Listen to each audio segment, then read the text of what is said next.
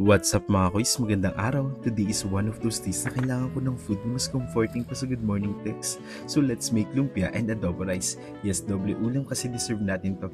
Unahin muna natin ang lumpia kasi siya yung tipo ng ulam na kahit may party o wala, may crowd favorite ka na. Ground pork, carrots, sibuyas, bell pepper, harina, itlog, paminta, asin, liquid seasoning, coriander. Halu-haluin lang natin ito. Optional, pwede ka mag-add ng mushroom at oyster sauce dito kasi gusto natin may konting mystery ang lasa. And prepare muna natin si adobo. I-shortcut na natin yan. Haluin na lahat ng ingredients, baboy, toyo, suka, laurel, paminta at bawang.